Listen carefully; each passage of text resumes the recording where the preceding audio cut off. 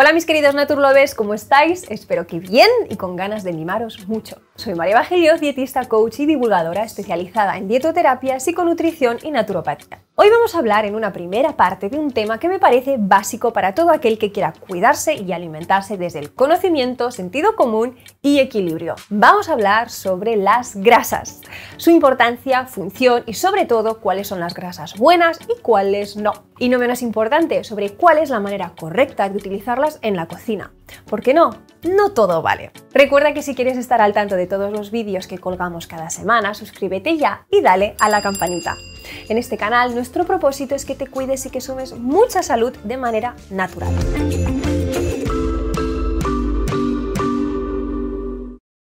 Bueno, de todos los macronutrientes, véase hidratos, proteínas, las grasas son las que siempre se han cargado con la peor parte. Su mala fama viene dada por múltiples dogmas, conceptos y errores que se han ido aportando a lo largo de estos últimos 25 años. Y eso nos ha hecho hasta temerlas por nuestra salud, colesterol y peso. Porque si hay algo que nuestra sociedad nos preocupa de las grasas es que engordan. Aunque eso no sea del todo cierto. A día de hoy, nuevos estudios y evidencias científicas aportan más rigor y justicia a este gran nutriente. Por eso es hora de devolverle su valor y de arrojar algo de luz a este asunto graso, importante y necesario. La grasa es vital para nuestro buen funcionamiento y bienestar, no solo porque aportan energía a nuestros músculos y neuronas, sino porque también regulan nuestras hormonas, además de transportar nutrientes esenciales. No obstante, no todas las grasas son iguales, y la forma de cocinarlas también será determinante en cuanto a poder disfrutar o no de sus beneficios. Pero que la grasa buena es saludable y hasta útil en patologías, no hay duda. De hecho, a día de hoy, una de las dietas más antiinflamatorias que hay es la dieta cetogénica. Si no has oído hablar de ella y te interesa saber más al respecto, te invito a que le eches un vistazo aquí. La verdad es que nuestro estilo de vida actual, tan moderno, tan antinatural a la vez, hace que nuestra alimentación sea cada vez más desequilibrada, lo que nos lleva a padecer procesos inflamatorios internos que desestabilizan nuestro estado de salud y ánimos. Así que para empezar a poner orden dentro de este caos, os diría que el primer punto a priorizar es que consumáis grasas de origen ecológico, a saber que los contaminantes y pesticidas se depositan y estabilizan sobre todo en la grasa. Con lo que cuanto más limpias y de calidad sean las grasas que consumamos, menor grado de toxicidad padeceremos. Y quien dice toxicidad dice alteración hormonal, debido a los disruptores endocrinos que se encuentran con frecuencia en la industria alimentaria convencional.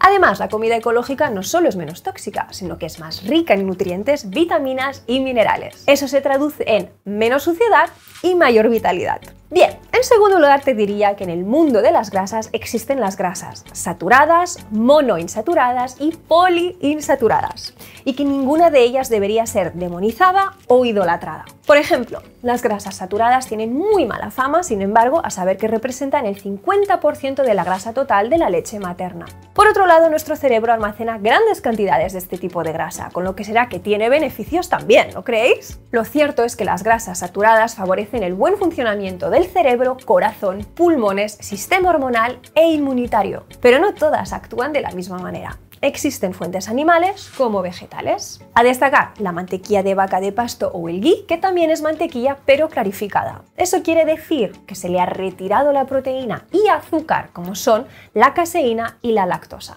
lo que la convierte en una mantequilla pura y muy digestiva. Ambas son ricas en butirato, una sustancia importante tanto para la salud de nuestra microbiota como la intestinal. En otras palabras, para nuestra salud global. El aceite de coco y el cacao son otros buenos ejemplos de grasas saturadas saludables. Este último es un excelente prebiótico y el aceite de coco es una buena fuente de energía que no se almacena en nuestro organismo. Todas ellas, si os fijáis, son grasas sólidas a temperatura ambiente y son también resistentes y estables a altas temperaturas de cocción. Lo que es bueno porque significa que cuando cocinamos con ellas evitamos su oxidación. Por cierto, no os perdáis la próxima receta donde vamos a usar el ghee como fuente de grasa saludable. Os va a encantar. Bien, ahora le toca el turno a la grasa monoinsaturada.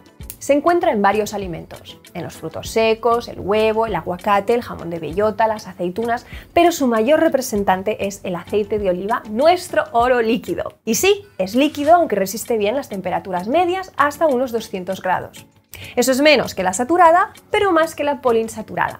Nos ayuda a mejorar el funcionamiento de nuestro cerebro y aumentar el colesterol bueno, aunque debo decir que todos son necesarios, el LDL también. Lo que no está nada mal, ¿verdad?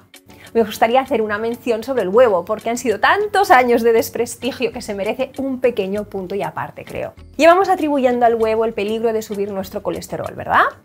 Pues tengo una buena noticia, porque a día de hoy se sabe que no es así. Su colesterol sigue ahí, pero es la forma de cocinarlo lo que determina la asimilación de este. Y por supuesto el resto de la dieta. Consumir huevo con abundantes vegetales no es lo mismo que consumirlo sin verdes y frito. La mejor manera de cocinarlo es evitando la oxidación de su yema. Podemos hacerlo pasado por agua o poché, por ejemplo. Y si queréis hacerlo frito, pero una versión más healthy, lo ideal sería cocer la clara primero en una sartén con agua y aceite para estabilizar la temperatura de este. Y luego añadir la yema por encima dejando tapada la sartén y con el fuego apagado durante unos minutos. Ya os dije que el cómo cocinar nuestras grasas era importante. Así que os espero en la segunda parte de este temazo para hablaros de más cosas interesantes como son las grasas poliinsaturadas. Porque a pesar de su maravillosa fama, a saber que no todo es oro lo que reluce.